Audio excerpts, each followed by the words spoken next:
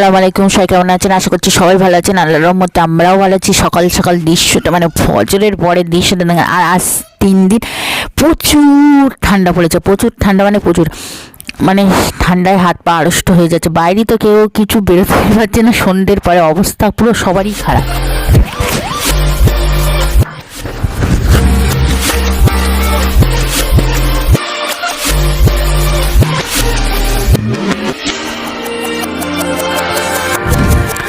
এদিকে ছেলের একটু বকেছি, তাই ছেলে আমার কি এঁকেছে দেখেন, এই দেখেন লাভ এঁকেছে, লাভ এঁকে ভেঙে দিয়েছে। এই সে আম্মু আর এই সে আমার ছেলে আয়াজ, ও চলে যাচ্ছে রাগ করে।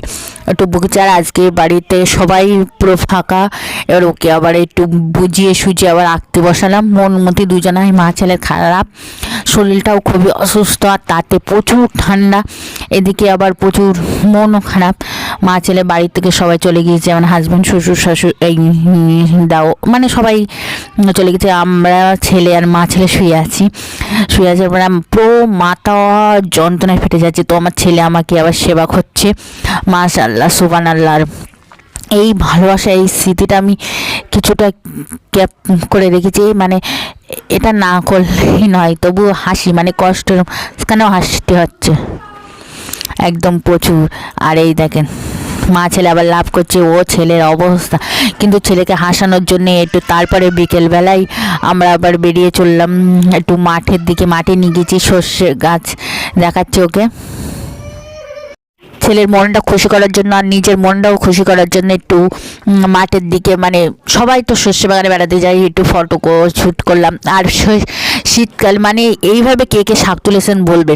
প্রচুর বেতর শাক, মানে বাবা প্রচুর। আর আমাদের সব বউরা মিলে সব শাক তুলবে, বিকেলবেলায় শাক তুলে রেখে দেবে, তারপরের দিনে রান্না বান্না হবে, খাওয়া দাওয়া হবে প্রচুর।